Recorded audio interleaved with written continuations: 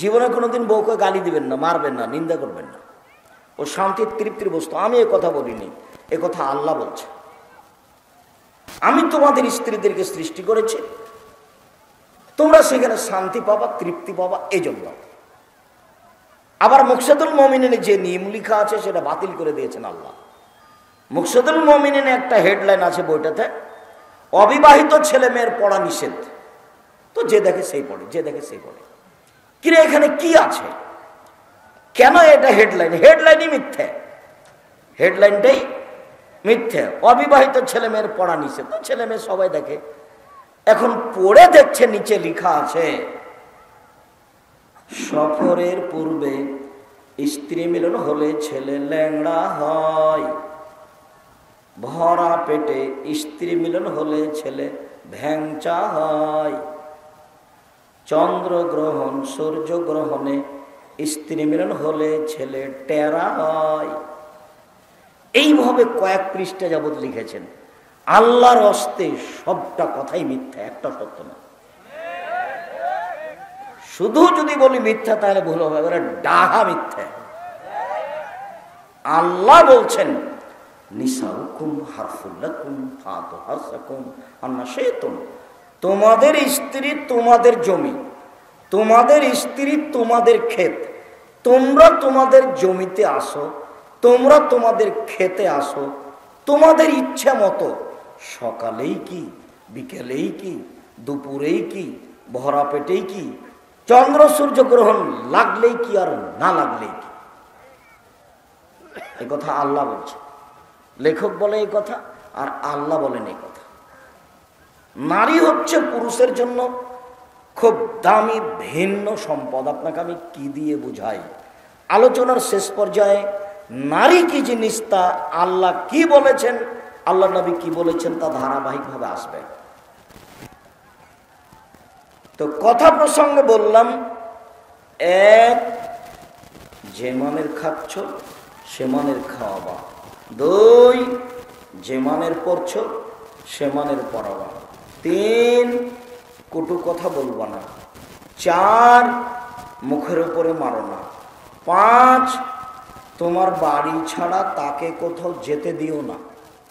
খালার বাড়ি যেতে পাবে না, ফুফুর বাড়ি যেতে পাবে না, মায়ের বাড়ি যেতে পাবে না, হাট বাজার যেতে পাবে না, জরুরি প্রয়োজন ছাড়া বাড়ির বাইরে যেতে পাবে না। এইটাও তোমার কাছে পাই। বুঝাতে পারলাম না?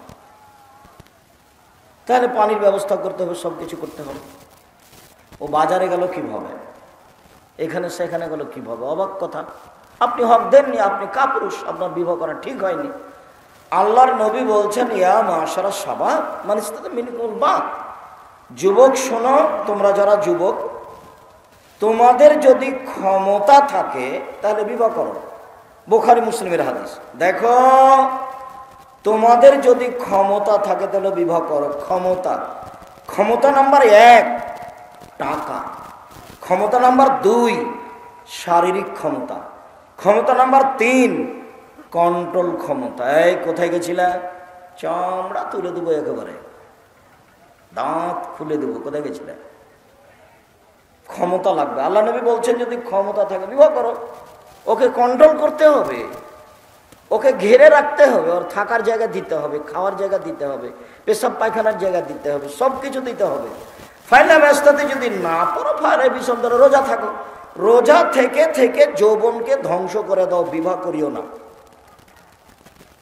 আপনি বড় হলে বিবাহ করতে হবে এই হিসাবে আল্লাহ নবী বলেননি, হাদিস বুখারী মুসলিম। বিবাহ করলে বউকে কন্ট্রোল করতে হবে, ওর বুদ্ধি কম, ওর দুটা জিনিস জরুরি, নইলে সংসার ভালো হবে না। একটা জিনিস হলো অভিমান করতে পারবে না। অভিমান, অভিমান, এক অভিমান। তোমার কাছে কুরবানি দিয়ে একটা শাড়ি চেয়েছিলাম, দেওনি, এর নাম অভিমান। কত তোমাকে বললাম যে একবার আমি খালার বাড়ি বেড়াতে যাব, তবু তুমি নিয়ে গেলে না, অভিমান। দুই তিনটে যখন হয়নি তখন বলছে তুমি আমার কোনো কথাই শোনো না। অভিমান থেকে তাকে মুক্ত থাকতে হবে আপনার স্ত্রীকে। অভিমান থাকলে শয়তান ওকে বোকা বানাবে। শয়তান তখন ওকে বলবে তোর স্বামী তো একটাও কথা শোনে না, খামাকে তুই ওর পাটি পেদিস কেন? তখন ও শয়তানকে বলে, হ্যাঁ ঠিকই বলেছে, তো তুই আসলে যে আমার কথা শোনে না। আর এটা হলো প্রতিবাদ। স্ত্রী প্রতিবাদ করতে পারবে না, তুমি এ কথা কেন বললে, তুমি আমার মাকে এভাবে বললে কেন, তুমি আমাকে এটা কাজ করতে বললে কেন। প্রতিবাদ। দুইটা জিনিস থেকে মহিলাদের মুক্ত থাকতে হবে। এক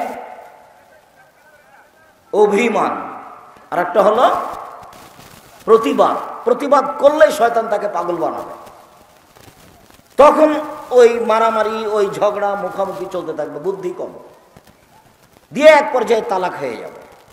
অভিমান আর যদি প্রতিবাদ থাকে তাহলে বুঝতে হবে এ হস্তিনী বউ, এ হলো হস্তিনী বউ, এর কাছে শান্তি তৃপ্তি হবে না।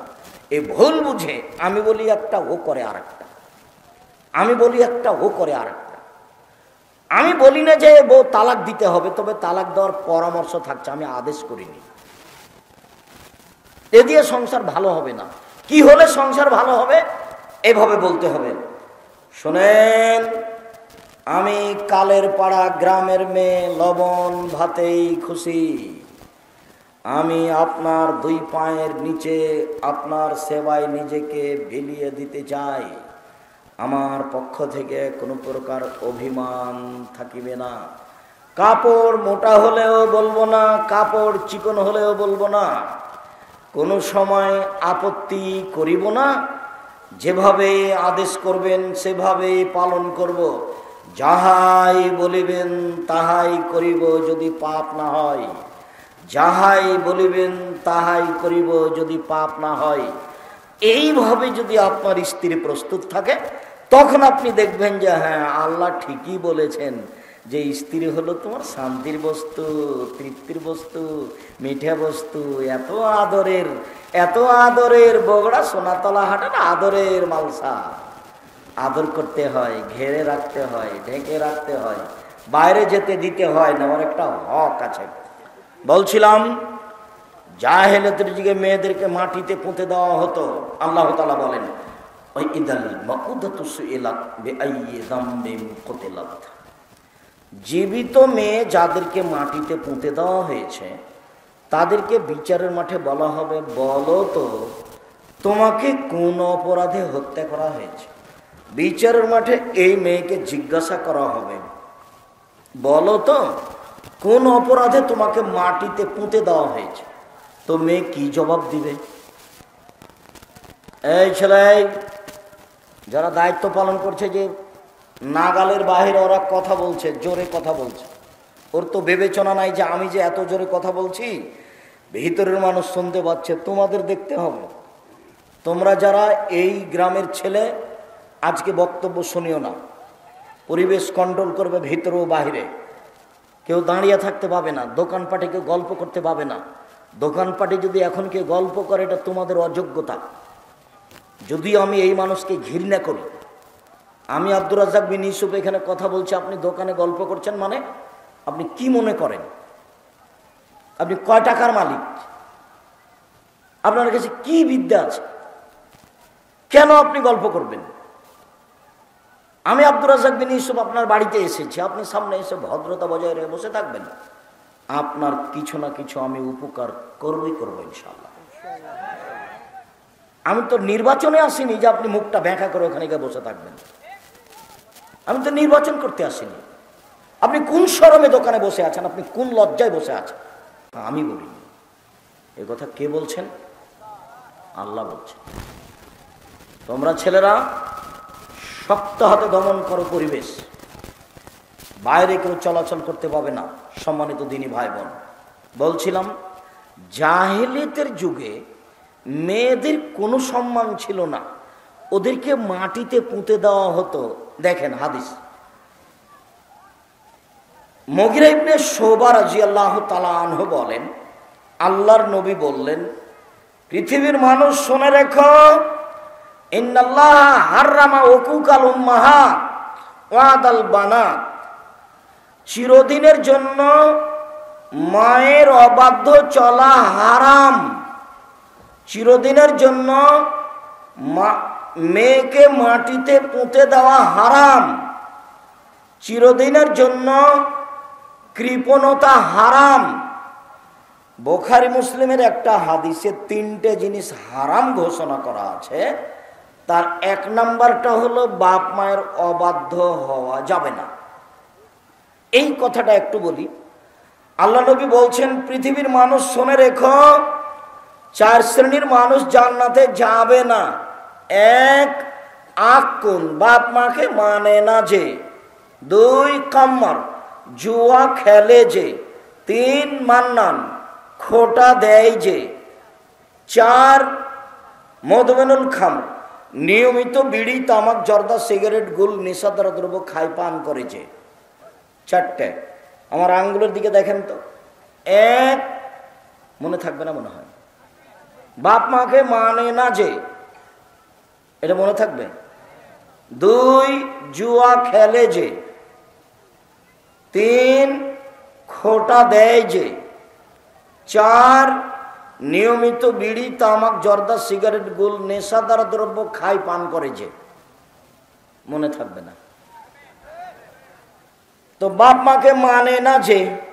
আর একটা বাক্য, একজন এসে বলছে, আল্লাহর নবী, আমার বাপ মা আমার কাছে কি পায়, আমার বাপ মার আমি কি করব?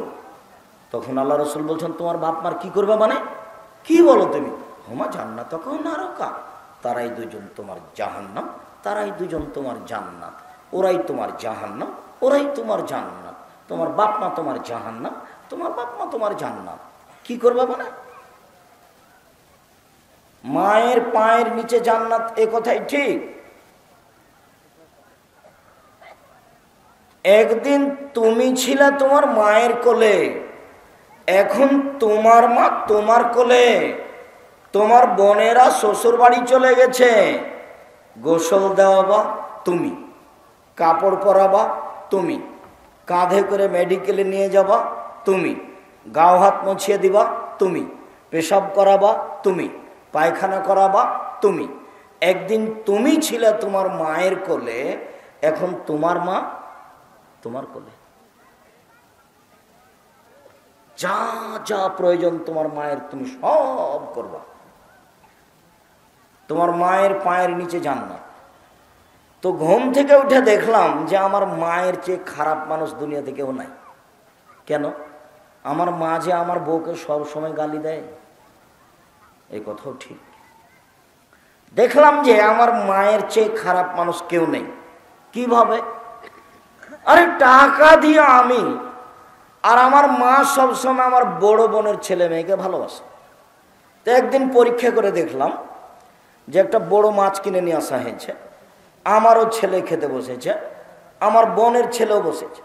তো আমার মা ভালো একটা মাছের চাকাটা আমার বোনের প্লেটে দিল, আমার বোনের ছেলের প্লেটে দিল। টাকা আমি দিই, বললাম আম্মা এই টাকাটা থাকলো, আপনি একটু ফলমূল খাবেন। পরের দিন বলছে, আম্মা টাকাটা কি করেছেন? টাকাটা তোর বড় বোনকে দিয়ে দিয়েছি। একইবারই যে উল্টা। জি, আপনার বাপ মায়ের বয়স বেশি হলে সবকিছু উল্টা করবে, এ কথাই ঠিক। মুখ খুলতে পাবেন না জীবনে, মুখ চিরদিনের জন্য বন্ধ। ওর কাছে যাওয়ারই ঢং ভিন্ন। আল্লাহ বলছে যেতে হবে ধীর গতিতে। ওর কাছে যাওয়ারই ঢং ভিন্ন, হাতখান নিচু হয়ে থাকবে। ওর কাছে কথা বলারই ঢং ভিন্ন, নরম হয়ে বলতে হবে। আম্মা তাহলে কি আপার বাসায় যাব? আপনি যে বলছিলেন। কথা জোরে বলা নিষেধ, হাতটা হিলিয়ে যাওয়া নিষেধ, জোরে হাঁটা নিষেধ। সালাত ব্যতিক্রমে ইবাদত, তারপরও নিয়ম বলেননি আল্লাহ। কিন্তু বাপ মায়ের কাছে কিভাবে কথা বলতে হবে, কিভাবে যেতে হবে, কিভাবে হাঁটতে হবে, তার বিস্তারিত বিবরণ দিয়েছেন আল্লাহ। ও হলো বাপ মা। ওর চেয়ে সম্মানী মানুষ পৃথিবীতে কেউ নেই। জীবনে ভুলেও কোনোদিন মায়ের নামে বইয়ের নামে অ্যাকাউন্ট খুলবা না। বোকা ছেলে, বইয়ের নামে অ্যাকাউন্ট খুললে কয়দিন পরে আর একজনের সাথে প্রেম করে টাকা নিয়ে পালিয়ে যাবে। তখন তুমি আর তোমার মা আর তোমার বাপ 3 জন কান্নাকাটি করবা।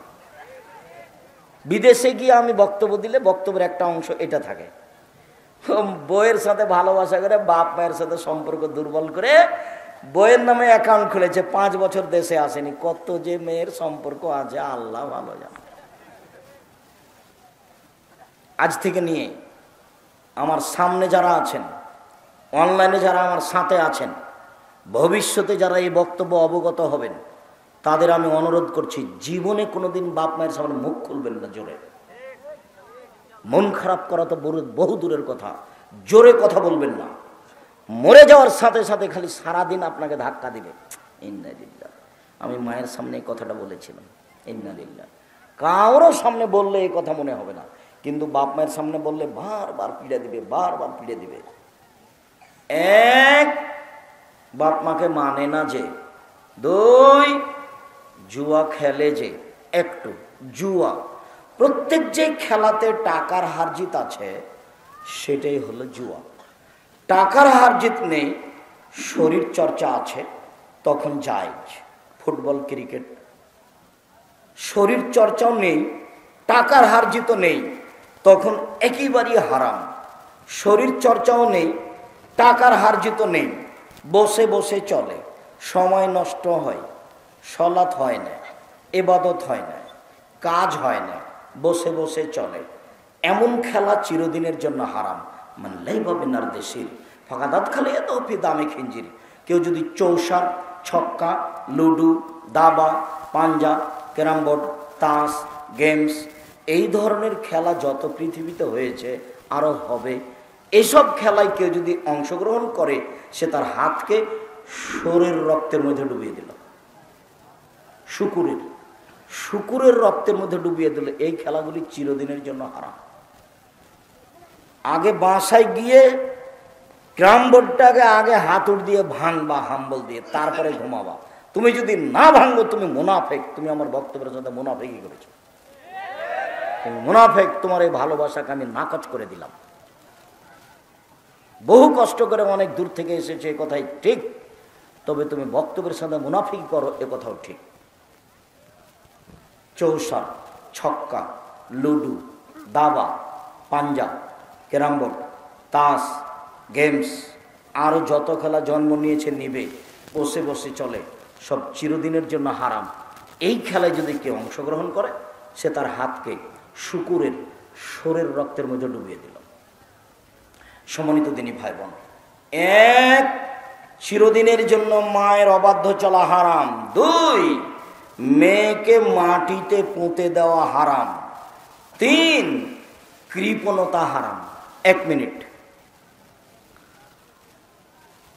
যারা দান চাইলো, আমরা মনে করলাম যে ওদের প্রয়োজনে দান চাইলো, বললো যে আপনারা কিছু সাহায্য করেন, তো আমার মন চাইলে দিলাম, না চাইলে না দিলাম।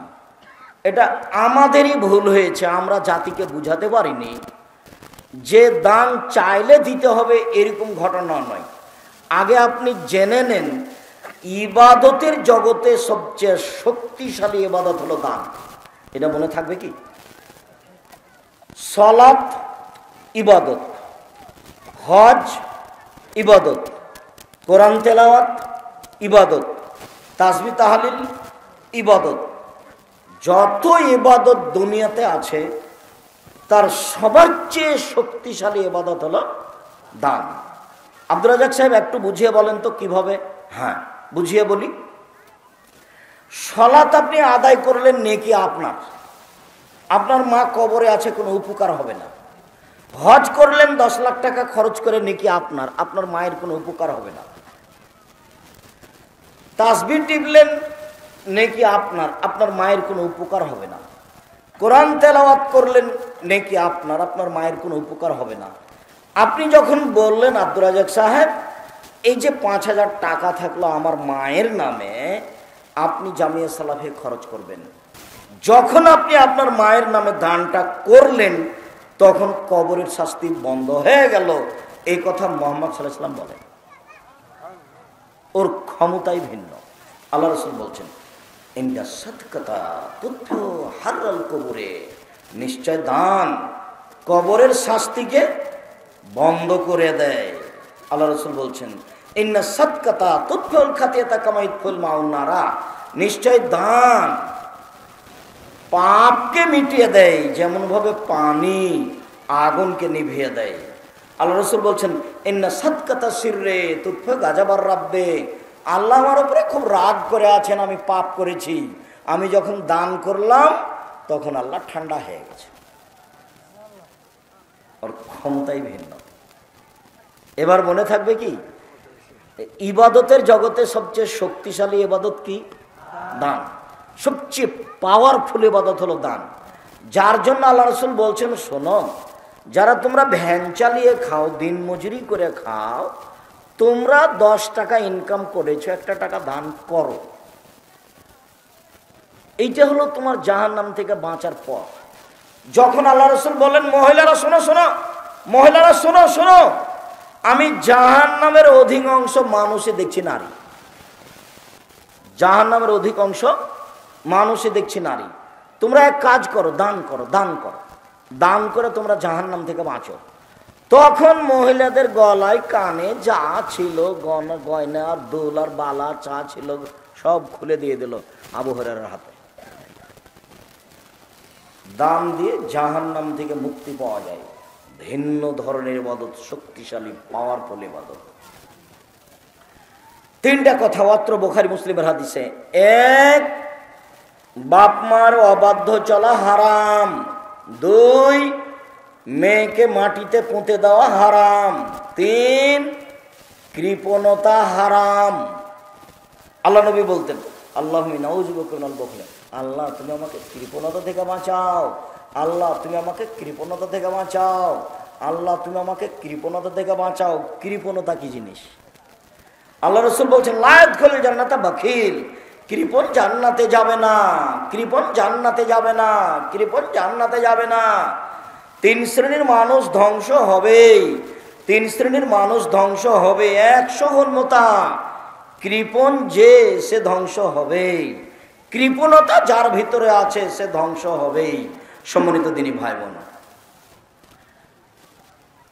সালাম ইবনে ইয়াজিদ আল জৌফি বলছেন, আমি আর আমার ভাই আল্লাহর নবীর কাছে গেলাম।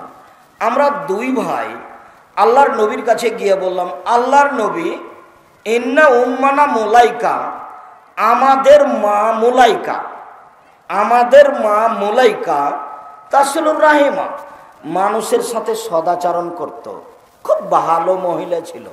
অতাকরি জাইফা, আমাদের মা মুলাইকা মানুষকে খেতে দিত, খুব মেহমান প্রিয় ছিল। আমাদের মা মুলাইকা তাফালো তাফালো, এটা করতো ওটা করতো, ভালো কাজ করত, ফকিরকে ভিক্ষে দিত, ভালো কাজ করত। আল্লাহর নবী, আমাদের মা মুলাইকা জাহেলিয়াতের যুগে মারা গেছে, মুসলমান হয়নি, তো এই কাজগুলো কি তার উপকারে আসবে? কালা লা, না, উপকারে আসবে না। আচ্ছা আল্লাহর নবী, ইন্না উম্মানা মুলাইকা, আমাদের মা মুলাইকা ওয়াদাত উখতান লানা, আমাদের একটা বোনকে মাটিতে পুঁতে দিয়েছিল। ফাহাল জালেকা নাফিউন লাহা, এইটা কি তার কোনো উপকারে আসবে? এবার বাক্য শোনেন, আল্লাহ রাসূল বলছেন, ওয়ালাইদাতু ওয়াল মাউতাতু ফিন্নারে, যাকে মাটিতে পোঁতা হয়েছে সেও জাহান্নামে যাবে, যে পুঁতে দিয়েছে সেও জাহান্নামে যাবে। জাহেলিয়াতের যুগে মেয়েদেরকে মাটিতে পুঁতে দেওয়া হতো, জাহেলিয়াতের যুগে মেয়েদেরকে মাটিতে পুঁতে দেওয়া হতো, সেই যুগ আবার ফিরে এসেছে। মেয়ে হলে মুখ কালো হয়, এই ছেলে বসো, কিছুক্ষণ অপেক্ষা করবেন, আমি নিচে ব্যস্ত আছি। একজন লোক এসে বলছে, আল্লাহর নবী, ইন্নি ওয়াদতু সামানিয়া বানাতিন লি, আমার 8টি মেয়ে আমি নিজে মাটিতে পুঁতে দিয়েছি। নিজে বলছে। আপনি কি বলছেন যে তার মেয়ের সাথে ভালোবাসা ছিল না? কি মনে করেন? আমার মেয়েকে তো আমি সারাদিনে 100 বার আম্মু বলছে, আম্মু কি হয়েছে, আম্মু কি লাগবে, আম্মু, কত আদর, কত চুমা, কত যত্ন। হ্যাঁ, সেটাই ভালো, সেটাই করতে হবে। আপনি কি মনে করছেন যে তাদের মেয়ের উপরে ভালোবাসা ছিল না? অবশ্যই ছিল। বগুড়ার জনৈক প্রিন্সিপাল সিলেট কলেজের তার মেয়েকে পেলে জবে করে দিবে কেন? তাহলে মেয়েকে কেউ আদর করেনি? ও কি চুমা খায়নি? ও কি হাজারোবার আম্মু বলে ডাকেনি? পরিস্থিতি এমন হয়েছে, মেয়ের কারণে পরিস্থিতি এমন হয়েছে, সত্য সত্যই মেয়েকে পেলে জবে করে দিবে, এই কথাই ঠিক। এইবার তাহলে ওরা পরিস্থিতির চাপে মেয়েকে কি করত? মাটিতে পুঁতে দিত। তার নাম জাহেলিয়াতের যুগ। জাহেলিয়াতের যুগ আবার ফিরে এসেছে। জাহেলিয়াতের যুগ আবার ফিরে এসেছে। জাহেলিয়াতের যুগ মানে নারীরা কাপড় খুলে চলবে। আরে পায়জামা পরেছে একজনের ঢিলা ঢালা, আর একজন পায়জামার ভিতর দিয়ে ঢুকবে, আর একটা পায়জামা পরছে স্কিন একেবারে গায়ের সাথে লেগে আছে, অঙ্গ প্রত্যঙ্গ তো দেখা যায়, লজ্জা স্থানও বোঝা যায়। এটা হলো ইহুদি খ্রিস্টানদের পোশাক। আমার দুঃখ, আমার উম্মত ইহুদি খ্রিস্টানের সাথে মিশে যাবে, এটাই আমার দুঃখ। পৃথিবীর মানুষ শুনে রেখো, আমি মুহাম্মদ সাল্লাল্লাহু আলাইহি সাল্লাম বলছি, আমার জীবনে বড় ভয়, আমার উম্মত ইহুদি খ্রিস্টানের সাথে মিশে যাবে, এটা আমার ভয়। মিশে যাবে এমন, এদিকে দেখেন আল্লাহ নবী বলছেন, এদিকে দেখেন, ডান পায়ের জুতা যেমন বাম পায়ের সমান, ডান হাতের বিঘত যেমন বাম হাতের সমান, আমার উম্মত নারী পুরুষ ইহুদি খ্রিস্টানের সাথে খারাপ চাল চলনে, নোংরাতে, ন্যাংটাতে, উলঙ্গ হওয়াতে, অন্যায় অবিচারে মিশে যাবে তেমন। আবার এবার ভাষা নিচে চলে যাচ্ছে আল্লাহর। এত নিচে গেলেন আল্লাহর নবী, মানে মাটির রাস্তার নিচে দিকে যাননি, ভাষার নিচের দিকে দেখেন। আমার উম্মত ওদের সাথে মিশে যাবে এমন ভাবে, ইহুদি খ্রিস্টান যদি মায়ের সাথে জেনা করে থাকে, আমার উম্মত মায়ের সাথে জেনা করবে। কথা মনে হয় ভালো করে বুঝাতে পারলাম না। দুঃখ করে কি বললেন? ইহুদি খ্রিস্টান যদি, বুঝা গেল না, মায়ের সাথে জেনা করে, তাহলে আমরাও কি করব? মায়ের সাথে জেনা করব। বুঝা যায় না কি কথা? তুমি কি একটু দেখবা, এখানে অনেক ছেলের মাথায় চুল পাপা উপর দিক বড় হয়ে আছে, নিচের দিক নেই। এটার নাম কাজা, এটা হারাম। এই বোকা ছেলে, খেলোয়াড় তো হলো ব্রাজিলের, খেলছে কাতারে, তোমার মাথার চুল তার মতো হলো কেন? তুমি কি দিয়ে বুঝাতে চাচ্ছ? তোমার বোন তাহলে ঠিকই স্কিন পায়জামা পরে আছে, তোমার বোনও পশু, তুমিও পশু। তোমার বাপ না ওটা, ওটা তোমার চাচা। হ্যাঁ বেটা, ও যদি বাপ বলে প্রমাণ করতে পারে, আমি আব্দুর রাজ্জাক বিন ইউসুফ কালের পাড়া থেকে আজকে শেষ করে দিলাম বক্তব্য, আর জিন্দেগিতে বক্তব্য দেবো না। তোমার ওটা বাপ নয়, ওটা হলো তোমার চাচা, ওটা তোমার সৎ বাপ, ওটা তোমার চাচা, ওটা তোমার সৎ বাপ, ওটা তোমার চাচা, ওটা তোমার সৎ বাপ। ওর বিবাহ করাই ঠিক হয়নি, ওর বাপে বিবাহ দিয়েছে, বইয়ের কাছে গেছে, তাই ছেলে হয়ে গেছে, বুঝতে পারেনি বাপ কাকে বলে। এই ছেলে, তোমার বোন এখন বসে আছে, নখ বড় আছে, নখে নেইল পালিশ আছে। শুনে রাখো, ইহুদি খ্রিস্টানদের পতিতালয়ের মেয়েদের বৈশিষ্ট্য নখে নেইল পালিশ দেওয়া। ইহুদি খ্রিস্টানদের পতিতালয়ের মেয়েদের বৈশিষ্ট্য নখ বড় রাখা, নখে নেইল পালিশ দেওয়া। এখন তোমার বোন বসে আছে এখানে, ক্লাস 10-এ পড়ে, নখ বড় আছে। এই খালেদা, এই খালেদা, বোকা মেয়ে, তোমার নখ বড় কেন? তোমার নখ বড় কেন? তোমার মা নাই? ওটা তোমার সৎ মা নাকি? ওটা তোমার খালা? ওটা তোমার সত্যি খালা? ওটা তোমার সৎ মা? 1 মিনিট, দুঃখিত, যে হাদিসটা পরে আসতো এখনই বলে রাখে, খুব খেয়াল করবেন। এ মেয়ে, তোমাকে বলছি, উপস্থিত বৈঠকের মুসলিম বোন শুনেন, আপনাকে বলছি। জাবের বলছেন, আমি নবীর সাথে যুদ্ধ করে আসছিলাম, মদিনায় ঢুকবো। আল্লাহ নবী বলেন, এই থামো, এখন বাড়িতে যাব না, এখানে থাকবো। তা আমি জাবের বললাম, আল্লাহর নবী, আমি নতুন বিবাহ করেছি, আমাকে বাড়ি যেতে দেন। তো আল্লাহ রাসূল বলছেন, ও তুমি নতুন বিবাহ করেছ? কুমারী মেয়ে বিবাহ করেছ না তালাকপ্রাপ্ত মেয়ে বিবাহ করেছ? আল্লাহ নবী, আমি কুমারী মেয়ে বিবাহ করিনি, তালাকপ্রাপ্ত মেয়ে বিবাহ করেছি। ওর বিবাহ হয়েছিল, ওর স্বামী তাকে তালাক দিয়েছে, আমি তাকে বিবাহ করেছি।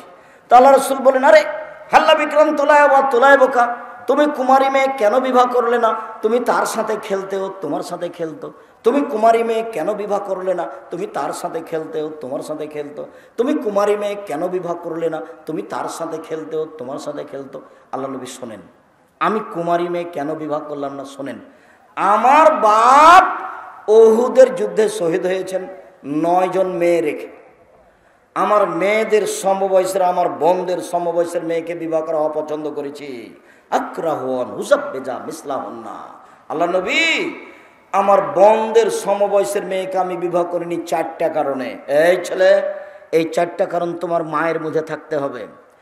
আমি জাবের কুমারী মেয়েকে বিবাহ করিনি 4টা কারণে।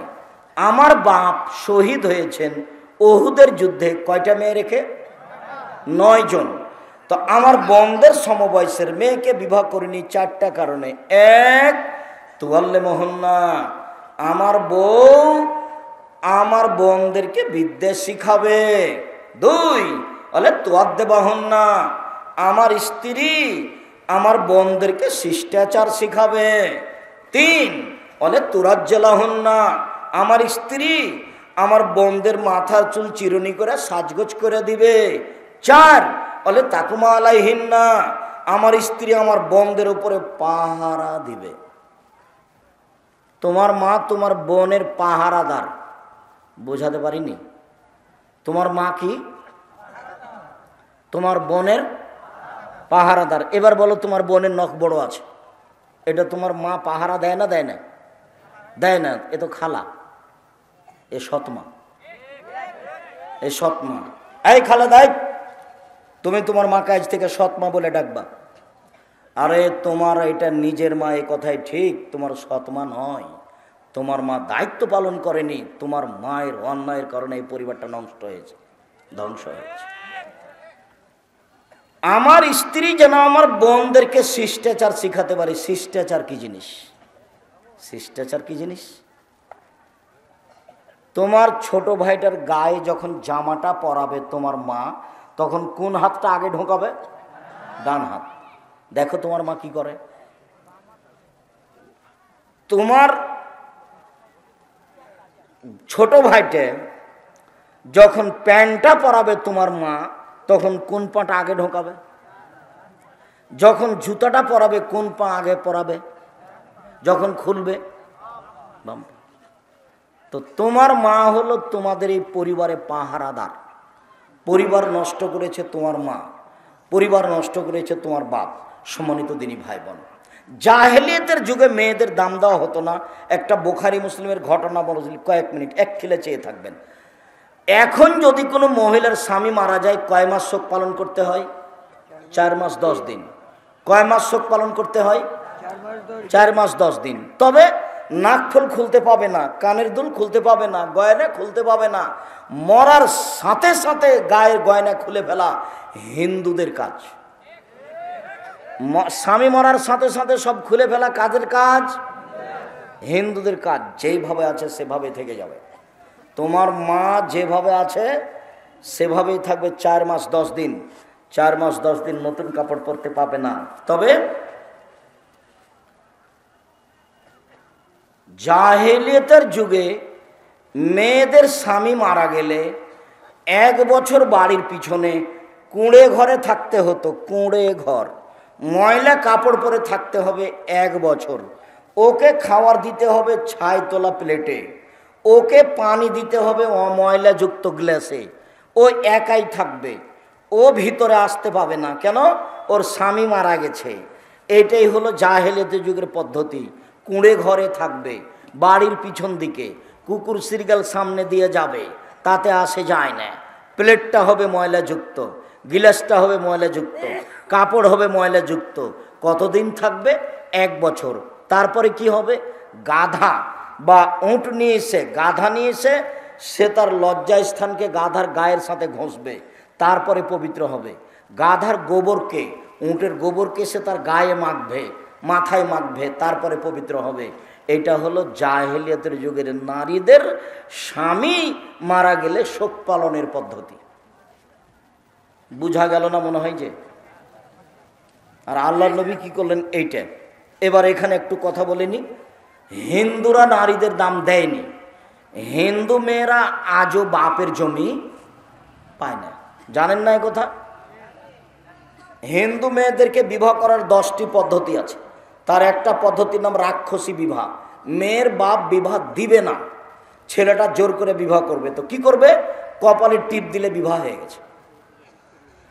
টিপ দিলে বিবাহ হয়ে যায়। সেটা আবার ধর্ম হলো এই ছেলে দেখবা, তুমি ইসলাম ধর্ম দেখবা? আল্লাহ রসুল বলছেন লা নিকাহ ইল্লা বিওয়ালিয়্যিন, বাপ ছাড়া বিবাহ হবে না। লা নিকাহ ইল্লা বিশাহিদাইনি, দুইজন সাক্ষী ছাড়া বিবাহ হবে না। আল্লাহ রসুল বলছেন আইমা ইমরাতিন নাকাহাত বিগাইরি ইজনি ফা নিকাহুহা বাতিল, ফা নিকাহুহা বাতিল, ফা নিকাহুহা বাতিল। যে কোনো মেয়ে বাপের অনুমতি ছাড়া বিবাহ বসবে, সে বিবাহ বাতিল, সে বিবাহ বাতিল, সে বিবাহ বাতিল। কোর্টের বিবাহ বাতিল, কোর্টের বিবাহ বাতিল, কাজী অফিসের বিবাহ বাতিল। আল্লাহ রসুল বলছেন ওয়াল মারাতা লা তুজাব্বিজু নাফসা ওয়ালা তুজাব্বিজুল মারাতাল মারাতা। কোনো মহিলা নিজে নিজে বিবাহ বসতে পারে না, কোনো মহিলা কোনো মহিলার বিবাহ দিতে পারে না, কোনো মহিলা নিজে নিজে বিবাহ বসতে পারে না, কোনো মহিলা কোনো মহিলার বিবাহ দিতে পারে না। কোনো মহিলা যদি নিজে নিজে বিবাহ বসে তাহলে ও ব্যভিচারণী, ও ব্যভিচারণী, ও ব্যভিচারণী। আরে খালা বলছে বোনের মেয়েকে, শোন তোর বাপ বিবাহ দিবে না, কালের পাড়ার ছেলেটা খুবই ভদ্র, খুবই ভালো, আমার কাছে চলে আয়, আমি বিবাহ দিয়ে দিব। খালা কখন কখন পুরুষ মানুষ হয়েছে।